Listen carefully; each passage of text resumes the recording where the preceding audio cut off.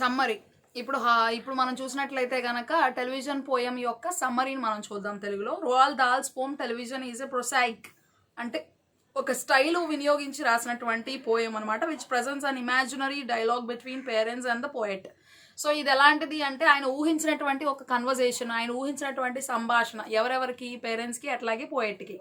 Okay, so దాని గురించి ఆయన చెప్పారనమాట ఈ యొక్క పోయంలో. And poet where the poet urges parents to throw away the television sets from their houses as it rots the minds of the children. So ఇక్కడ ఏం చెప్తున్నారు పోయెట్, మీరు మీ ఇంట్లో ఉన్నటువంటి టెలివిజన్ సెట్ని తోసేసి పారేయండి, ఇంట్లో ఉండి తీసి దాన్ని పారేయండి. ఓకే, సో దాన్ని పారేయటం ద్వారా ఏం జరుగుతుందంటే మీ పిల్లల యొక్క ఆరోగ్యం బాగుంటుంది, మీ పిల్లలు చక్కగా ఆరోగ్యంగా ఉంటారు, వాళ్ళు ఆలోచించే విధానం కూడా చాలా బాగుంటుంది, వాళ్ళ మెదడు కూడా చాలా అంటే వాళ్ళ బ్రెయిన్ కూడా ఏమాత్రం వరి అవ్వకుండా, ఏమాత్రం కూడా పాడవకుండా ఉంటుంది అని చెప్పి పోయేట్ చెప్తున్నారు అనమాట. సో అట్లాగే యాజ్ ఇట్ రాట్స్, సో ఎందుకంటే ఎవరైతే టెలివిజన్ కంటిన్యూస్గా చూస్తూ ఉంటారో సో వాళ్ళకి ఏం జరుగుతుంది అంటే టెలివిజన్ కంటిన్యూస్గా చూడటం వల్ల వాళ్ళ యొక్క మైండ్ అనేటువంటిది మెత్తగా అయిపోద్ది అనమాట. సో అట్లా జరగటం వల్ల వాళ్ళ మైండ్ అనేటువంటిది పాడైపోవడం జరుగుతుంది అని చెప్పి పోయేట్ చెప్తున్నారు.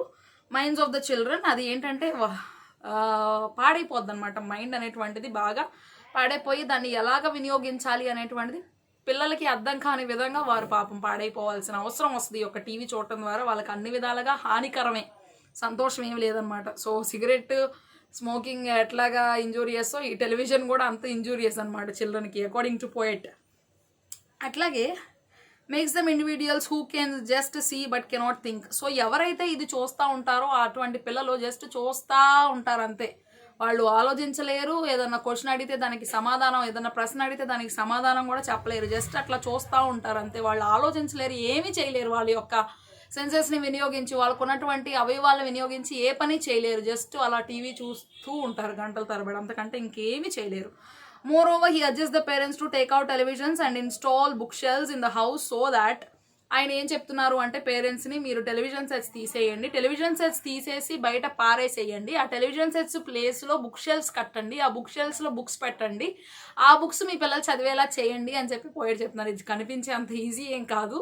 టెలివిజన్ సెట్ తీసేస్తే ఎక్కడ కూడా ఇళ్లలో పిల్లలు ఎక్కడ ఇష్టపడరు వాళ్ళ యొక్క పేరెంట్స్ని, అనేకమైన గొడవలు జరుగుతాయి, ఇంకేవేవో జరుగుతాయి. అయినా కూడా పోయేట్ ఏం చెప్తున్నారు, టెలివిజన్ సెట్ తీసేయండి, బుక్ షెల్ఫ్స్ కట్టించండి, అందులో బుక్స్ చాలా పెట్టండి, ఆ బుక్స్ అన్ని కూడా మీ పిల్లలు చదువుతారు అని చెప్పి పోయేట్ చెప్తున్నారనమాట. Okay, and in the house so that the children can be given the treasure house of imagination. So ఎప్పుడైతే మీరు అలాంటి బుక్స్ని తీసుకొచ్చి మీ యొక్క ఇంట్లో బుక్ షెల్ఫ్లో పెట్టారో, ఆ బుక్ షెల్ఫ్లో అంటే ఒక అల్లమరలో ఉన్నటువంటి బుక్స్ని చూడటం ద్వారా, వాళ్ళు ఆ బుక్స్ని చదవటం ద్వారా, ఆ బుక్స్ చదివినప్పుడల్లా వాళ్ళకి మంచి ఇమాజినేషన్ అంటే ఊహించుకునేటువంటి ఆ యొక్క టాలెంట్ అనేటువంటిది వాళ్ళలో ఇంకా బాగా అభివృద్ధి చెందే అవకాశం ఉంది అని చెప్పి పోయేట్ చెప్తున్నారనమాట. సో అట్లాగే children's literature is all about అలాంటిది ఉంటేనే కదా ఎప్పుడైనా సరే ఊహించేటువంటివి, ఫెయిరీ టేల్స్ అంటే బాగా సంతోషాన్ని ఇచ్చేటువంటి అద్భుతమైన కథలు, ఓకే, ఇమాజినేషన్, ఫిక్షన్ స్టోరీ, ఇవన్నీ కూడా చాలా బాగుంటాయి మనం ఆలోచించడానికైనా సరే. అలాంటి స్టోరీస్ ఉంటాయా,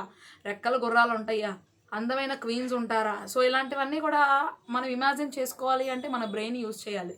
ఓకే, మన బ్రెయిన్ని ఉపయోగించి ఆ ఆథర్ చెప్తున్నటువంటి పర్టికులర్ క్యారెక్టరిస్టిక్స్తో ఉన్నటువంటి వ్యక్తిని నువ్వు ఊహించుకోవాలి అంటే you have to use your brain కదా, మనకు ఉన్నటువంటి బ్రెయిన్ యూజ్ చేసినప్పుడే. సో ఆ బ్రెయిన్ యూజ్ చేసేటప్పుడే మనం ఇమాజినేషన్ అనేటువంటి దానిలోకి వెళ్తాం అనమాట. సో అలా ఇమాజినేషన్ కెపాసిటీ లేకుండా ఏది కూడా నీ అంతటి నువ్వు ఊహించుకునే అవకాశం ఉండదు, నీ అంతటి నువ్వు ఏది మాట్లాడలేవు, నువ్వేది చేయలేవు, ప్రతిది కూడా కాపీ అండ్ పేస్ట్ లాగా అయిపోద్ది అనమాట. సో కంటిన్యూస్గా టెలివిజన్ చూస్తూ ఉంటాయి, క్రియేటివిటీ అనేటువంటిది మన లైఫ్లో ఉండదు. It may be that children will initially react in a very untruly manner when one uninstalls a television set. నేను ఆల్రెడీ చెప్పాను కదా, సో ఎప్పుడైతే ఇంట్లో టెలివిజన్ సెట్ తీసేశారో అంత గొప్పగా ఏమీ మీ యొక్క పిల్లలు మీతో మాట్లాడరు, అంత గొప్పగా ఏమీ మంచి సత్సంబంధాలు ఉండవు, అంత మంచి నెమ్మదికరమైన వాతావరణం ఏమి ఇంట్లో ఉండదు, గొడవలు జరుగుతాయి, తిడతారు, అవసరమైతే కొడతారు, ఇవన్నీ కూడా జరుగుతాయి. కానీ కొంత టైం వచ్చేసరికి మాత్రం టెలివిజన్ సెట్ వదిలేసి, సరే మనం ఇప్పుడు ఈ ఖాళీ టైంలో ఎలాగో టెలివిజన్ లేదు,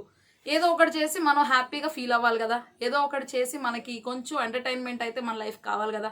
సో అలాంటి ఎంటర్టైన్మెంట్ మనకు కావాలి అంటే ఎట్లాగో ఈ బుక్స్ ఏడ్చినాయి కదా, బుక్స్ ఒక్కటన్నా ఓపెన్ చేసి చూద్దాం ఎలా ఉండిద్దో అని చెప్పి ఓపెన్ చేస్తారు కదా. సో ఎప్పుడైతే అలా చదువుతారో నెమ్మదిగా ఆ బుక్స్ మీద వాళ్ళకి ఇంట్రెస్ట్ ఏర్పడుతుంది, ఇంకా కంటిన్యూస్గా బుక్స్ చదవడం వాళ్ళ యొక్క అలవాటుగా మార్చుకోవడానికి అవకాశం ఉండిద్ది అని చెప్పి ఈ యొక్క పోయెట్ చెప్తున్నారనమాట. unruly manner and when one uninstalls the television set, but gradually the children will start reading the books and will love their parents for taking such an initiative. So ఇక్కడ ఏం చెప్తున్నారు అంటే నెమ్మదిగా వాళ్ళు కూడా బుక్స్ చదువుతారు, నెమ్మదిగా బుక్స్ చదువుతారు, వాళ్ళ యొక్క లైఫ్ అనేటువంటిది మారిపోతుంది, వాళ్ళు హ్యాపీగా ఎంజాయ్ చేస్తారు బుక్స్ చదువుతూ ఉంటా.